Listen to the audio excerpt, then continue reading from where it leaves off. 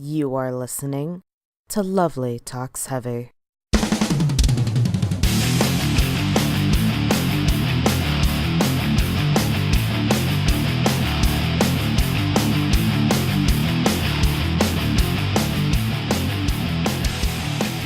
Hello everybody, and welcome to Lovely Talks Heavy. I am your host Lovely, and I discuss everything I enjoy with regard to heavy music. So here's a fun story. This episode was going to be something completely, totally, absolutely different when I started planning for it. And then,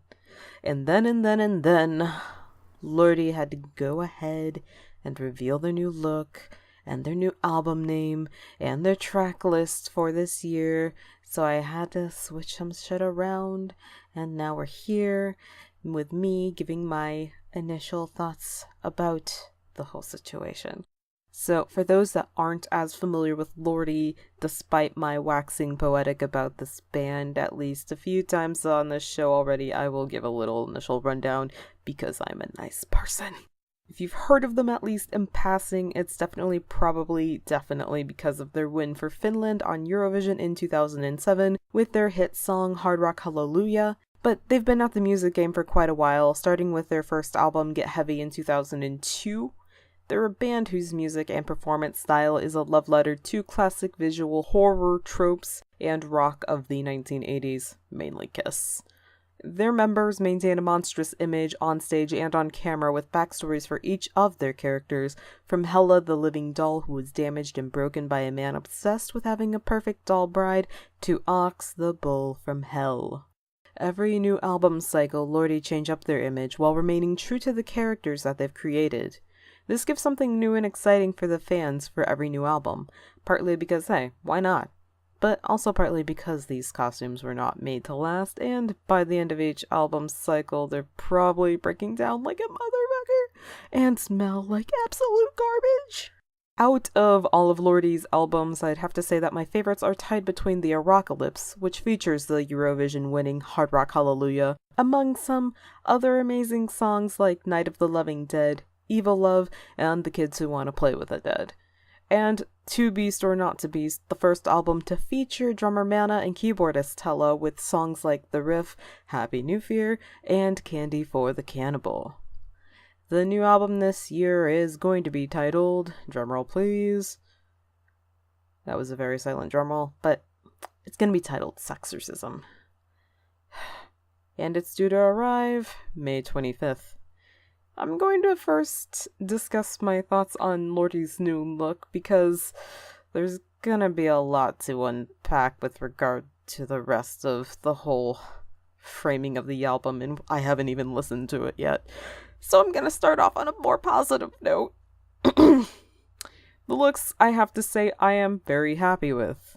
After the last album on Stereophonic and the mess of the half and half visual concept that was half-baked and only half the band seemed to get the half and half memo, it's good to not be let down in that regard. First thing I want to point out, okay, I'm very, very, very, very, very glad to see that Mr. Lordi has let go of the mountain range thick shoulder concept he held onto for so long. If you don't understand what I mean by that, I need you to please just look at the progression of the costumes that the band has worn over the years, and I need you to notice that Mr. Lordi, for the past 16 of those years, has been putting giant dildos on his shoulders, and it has been causing me back problems by proxy just looking at them. Of course, there's still stuff on his shoulders, and yes, they're spiky and protrudy out of the shoulders. I will grant you that, but they're not triple XL dicks from Extreme Restraints forming a mountain range across his wingspan. Instead, his shoulders are decorated with skulls, and they look more like a plateau. I'm absolutely living for the matte studs all over his body and the necklace of eyes that he's wearing. It gives the feeling that in this monstrous image, he's wearing the body parts of his past victims, and dressing himself in these body parts is going to send a message to his future victims. Amen. There's really not too much to say about his outfit, save for the netted loincloth situation he's got going on in the shredded vest jacket. There is really not too many places you can go when your character is a mummy. Mana's hair looks exactly like how Kita's did. Now, Kita was a former drummer for Lordi, and it looks like Mr. Lordi still had the wig from Kita's costumes and was like, might as well reuse it. But his overall look isn't bad. It feels like you're supposed to walk up to him and ask him if he sells any potions, potion seller. Ox is looking like one tall can of Red Bull. See, the joke here is that his general character concept is a bull from hell and that he's covered in red fur, so Red Bull. He also looks freshly peeled in the non-furry parts of the costume, and it's unsettling, but hey, considering that this is a band that tries to shoot for a horror sort of concept, unsettling is probably definitely a good reaction to have. The best for last is Hella.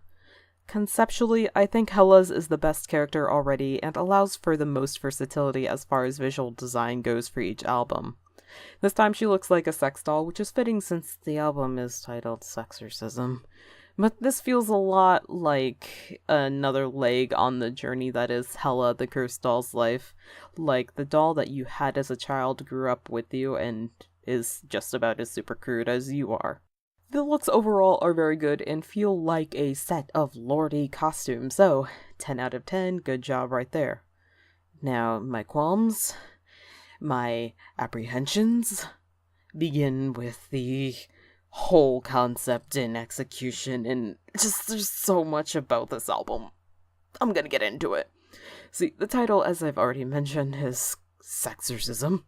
Clearly a play on and mashup of the words sex and exorcism. The album cover depicts a girl who is tied to a chair, titties damn near out, popping out of her shirt, her underwear pulled down, and with a demonic face that which looks like Mr. Lordi's. This seems fine, I guess. Like, I could be more mad at the album art, but I could be more in love with it. Like, okay. Just this album art on its own, I know it's going to be difficult to get to sell in retailers in the US if it gets over here because they're a Finnish band, so it's like, of course, though, if that is an issue at all, the image, I mean, a sticker could just easily be plastered over the plastic covering the underwear part of the cover, and, you know, there still might be some issues, but not as many, but whatever. Like I said, I could be more mad at this album art on its own, like, it's fine. I don't personally care. Where it starts to get really murky for me is the fact that when the album title and cover were announced on Lordi's social media, they made the claim that Sexorcism would be Lordi's most controversial album yet. So this album title and art paired with that statement causes some concern for me. Firstly, the term controversial would need to be qualified. This is a hard rock album, which, you know, hard rock is no stranger to the controversial ideas and premises in songs and music videos. But while tied to each other in some way, each controversy is unique in its own way. For instance, most notably, you had the Parents Music Resource Center, or the PMRC, curate a list known as the Filthy 15, which they proposed to be banned for reasons ranging from sexual or profane language in Animal, Fuck Like a Beast by Wasp, to violent lyrics in Bastard by Motley Crue. The main idea with the PMRC was the socially conservative attitude and reaction towards content in heavy music, and the conversation about examining what exactly we listen to being magnified. Another controversy instance would be with Varg Vikernes' church burnings and his murder of Euronymous. I've heard a lot about how metal is a community that is very accepting, that doesn't care who you are, but then you read about an incident where someone shot up a school and it turns out they were posting Slipknot lyrics on their Facebook wall just before then, possibly affirming some ideas some people may already have about fans of heavy metal. And your initial reaction is, oh, that's an isolated incident, real metalheads aren't like that. Or you think about Varg Vikernes and the church burnings and think this is probably just an issue with black metal and we shouldn't engage with that part of metal. And so church burnings and Varg Vikernes and murdering your peers in other bands becomes sort of a defining factor for what goes on in that certain genre or subgenre. But the bigger thing to think about with these things is the way that people within the heavy metal music community communicate and interact with each other, and behaviors that we allow each other to exhibit. If we don't want to be seen as violent idiots, then we should work harder to combat that idea by holding each other accountable for our actions. Of course, Lordi don't have to create a community-defining conversation with this album, but still the term controversy has to be qualified in some way. How is this Lordi album going to shake the table? Quite clearly from the tracklist, and we'll get to the tracklist, just you wait, and the album title, the art, and Hella's, and only Hella's costume, mind you. It is quite clear that this album is going to be heavy on the sexual themes. But it is my humble opinion that sexual themes in of itself isn't enough to cause controversy anymore, other than, to make your typical white Christian mom from the Midwest clutch at her pearls and scoff. Is this album going to be different sounding at all? Will it possibly cause divide amongst Lordi's own fanbase?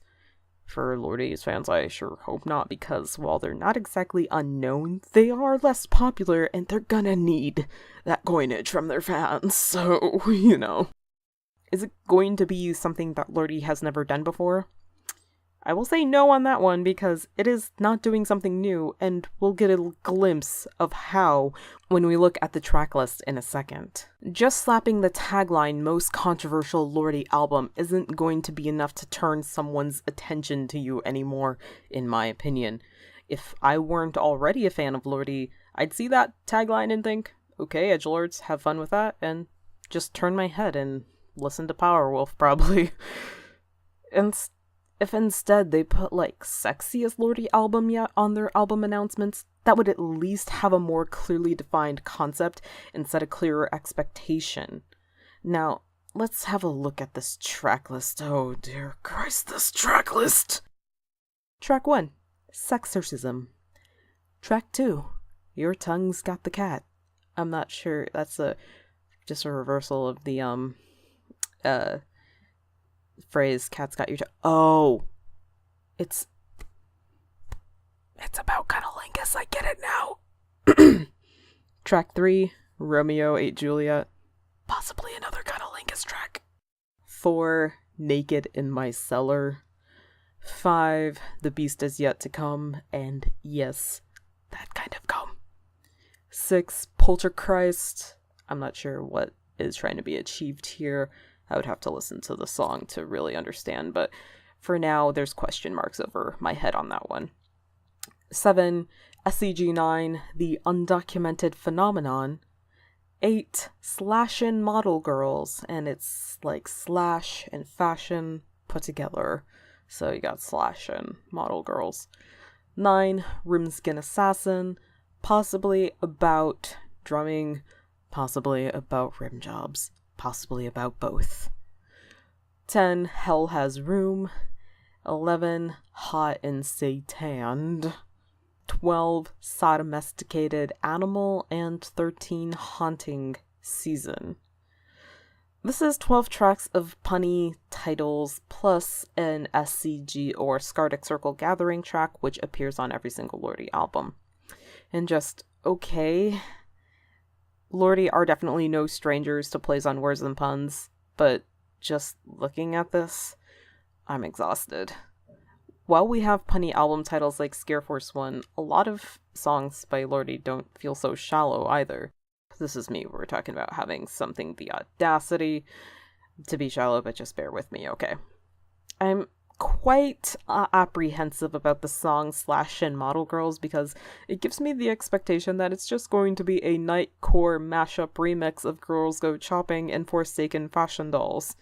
They say they're being controversial, but they should probably try to aim to do something new first, especially when the band Lordi have created a context over the past 16 years of what their music and performance style is typically about. I mean, sexual themes aren't new at all either for Lordi. Do the songs Who's Your Daddy, Night of the Living Dead, Cadaver Lover, or Hug You Hardcore ring any bells for anyone?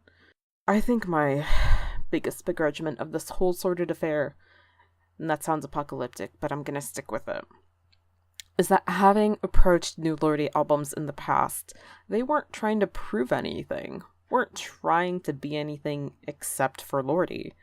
I met the single Nailed by the Hammer of Frankenstein with utter joy and excitement because, well, it was a punny title, it seemed fun, and I wasn't given pretense about how this record was supposed to be approached by the band. On top of that, I think before, Lordi's music was more fun because it was humorous, it was catchy, it wasn't meant to be taken seriously, and therefore you could forgive it for being shallow or kind of weird or stupid even. Now, with just the qualifier of most controversial yet, they're telling us that we should absolutely take it seriously. But the problem so far is, just with this track list, it's not giving us too many signals that you're doing anything worth taking seriously. It just looks like you're doing what you've always been doing. The most that Lordi have done that I can so far see is different, or table shaking, is that they moved their SCG track to the middle of the album. Whereas before, it was the first track all the time, setting the tone for the album, or transitioning you into the true first track. The only albums in Lordi's discography that don't follow this rule is To Beast or Not to Beast, where the SCG track was at the end, and Monstereophonic, where it does have an SCG track as the first, but then there's another in the middle of the album to set the tone for the conceptual half of it. Of course, I haven't heard any of the music yet, and don't get it twisted, I will absolutely listen to Sexorcism because I do need to give it a proper chance before forming any opinions on the actual music within the album. This whole episode is just full of my anxieties surrounding this album because of unclearly defined expectations that I apparently should be having towards it. At least with Monstereophonic, the half and half expectation was clearly defined, you know? There was a goal set, we could approach it and see if they did achieve their goal. And with controversial, there seems to be no guidelines set. I mean, the word controversial does have a baseline of will piss some people off, but I want to know how, you know? And if you're going through themes of sex, I mean, that's nothing new for Lordi. They've been doing that sort of thing anyways.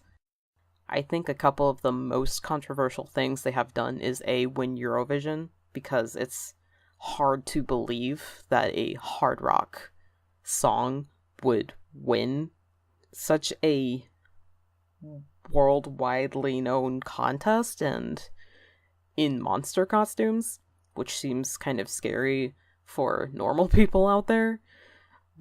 And two, they had a song on Scare Force 1 called How to Slice a Whore, which is very clearly about ordering a kit off of an infomercial and murdering your wife or girlfriend. And while that premise is kind of, icky, it does give you a sense of asking questions about that sort of thing, and the song is catchy, too. And I very much like the song. It puts you in a more horror movie sort of mindset, too. Like, the whole idea is icky, but it gets you. You start to think about how and why and where this could exist. So I can kind of forgive that in a sense, but I can see why it would be controversial, and at least with that one, I would say Lordi weren't telling us how to approach it either.